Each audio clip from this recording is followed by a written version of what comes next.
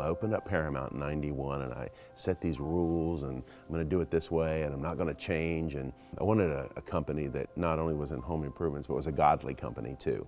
So I wanted my own values put in the industry. And I felt like if I got away from the old school guys, I mean, remember, I was 26 years old. And young people have this ideology that, man, I'm going to change things, I'm going to make it better, I'm going to change the world. It's not going to be like the old way. And the old way to me was a cigar smoking, rude, insensitive guy wearing a checkered coat, putting pressure on people. I just saw a whole different world where we were going to get people on there that had integrity, that wouldn't lie and cheat. And I was at sales meetings where everybody's bragging about how they hid customers' paperwork under their couch cushions so they couldn't find out how to cancel, and they'd laugh about that stuff at the meetings, and it wasn't what I wanted to build my business on. So I started off in '91 doing it that way. '93, '94, I'm starting to get ahead and make a little bit of money. '95, '96, I started letting a lot of veterans who worked for other companies creep into Paramount. People heard we were doing well and had something, and it's funny how when people hear that, everybody wants to be a part of it.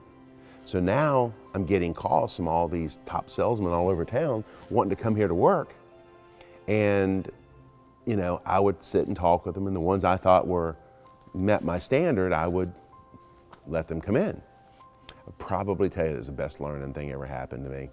In '98, I got in trouble for sales tactics that were used, and I got reprimanded for it and spent a year being investigated by the Attorney General for sales practices, which didn't turn out to be anything. There was a $1,700 reimbursement to one customer. But either way, I had to spend a year thinking about, wow, this isn't what I started off doing. This isn't how did I get here?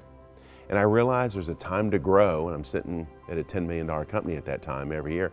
There's a time to grow, and then there's a time to tighten the belt. And the questions you asked me about, what were the principal bedrocks? Half were in '91, but in '99, ashamed and embarrassed that I had to go through something like this, new rules. So in '99, we made that first decision not to hire anybody that worked in the home improvement industry before. So that's huge. You know what that meant? Big commitment to hiring and training. We're willing to hire people and help them to bloom where they're planted. He's still been an absolute pillar of faith for our family. I mean, there is no swaying for him whatsoever. If one of us start to sway, he's the first one to call us out on it. Yeah, so he's very bold in the work setting too as well. In a world where it's very politically correct nowadays, people are afraid to pray in meetings, they don't pray in schools anymore, they don't say, God we trust, things like that. He doesn't care. He has made it known that we're going to have Easter Sunday services. He's inviting people to church. We pray before meetings, things like that. And where other people would be afraid to offend somebody, he has the right to do that. And I believe too that is the reason that this business has become so successful and seen the growth that it has, is because he's based a lot of his decisions on his faith and his beliefs. Eddie had it rough up until real early 20s.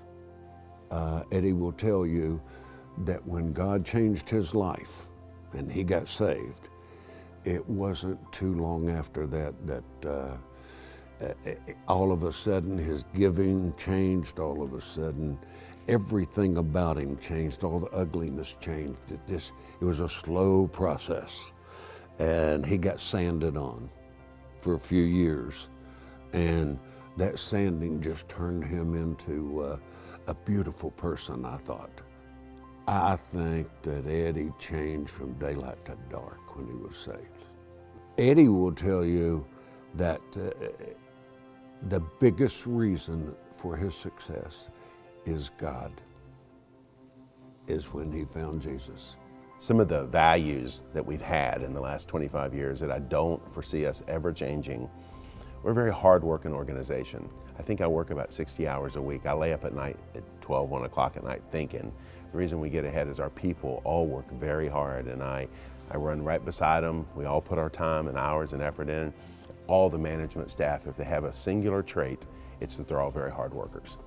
Another one is we've always been a very generous company.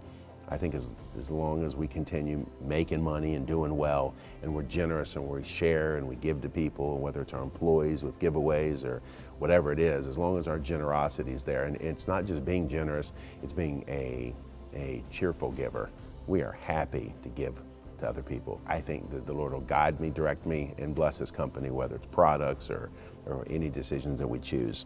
The company will always be God first. So we prayed from day one. We asked God for His blessing. He kept up His end of the deal. That'll never change.